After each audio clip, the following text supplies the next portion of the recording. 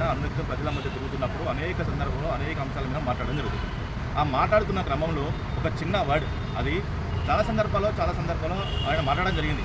ఎప్పుడూ అది ఆ వర్డ్ పైన ఎప్పుడు ఫోకస్ చేయలేదు. కానీ మొట్టమొదటిసారిగా ఈ జగ్గారెడ్డి అనే వ్యక్తి మొట్టమొదటిసారిగా ఒక చిన్న పదాన్ని భూతత్వంలో పెట్టి చూస్తూ ఈరోజు దాన్ని ఒక పెద్ద అంశంగా పరిగణిస్తూ ఈరోజు ఈటల రాజేందర్ గారిని ఒక ఏకవచనంతో సంబోధిస్తూ ఆయనను ఇష్టం వచ్చినట్టు అన్పార్లమెంట్ లాంగ్వేజ్లో ఇష్టం వచ్చినట్టు మాట్లాడుతూ బట్టలిప్పు కొడతా అని చెప్తూ, అదేవిధంగా నువ్వు అడవులలో తుపాకులు పట్టుకున్నావు కావచ్చు, నేను నగరంలో తుపాకులు పట్టుకున్న వ్యక్తిని నేను లేపేస్తామని చెప్పి మాట్లాడుతూ ఇట్లా మాట్లాడడం అనేది జగ్గారెడ్డికి కుదరదు. ఎందుకంటే గతంలో జగ్గారెడ్డి అనేక సందర్భాల్లో ఈ రేవంత్ రెడ్డి గారిని అనేక సందర్భాల్లో తిట్టిన వ్యక్తి.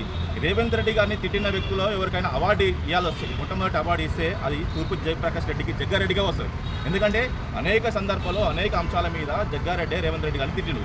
మరి అప్పుడు రేవంత్ రెడ్డి గారిని అన్ని సందర్భాలు తిట్టినప్పుడు మరి ఎలాంటి మాట అనుకున్నా కానీ ఆ మాటను చిన్న మాటను పెద్ద మాటగా చేస్తూ ఈరోజు జగ్గారెడ్డి మాట్లాడడం తన భూతత్వంలో పెట్టి చూస్తూ ఇంత పెద్ద వ్యవస్థ కంపు చేయడం అనేది ఈరోజు జగ్గారెడ్డికి తగ్గదు.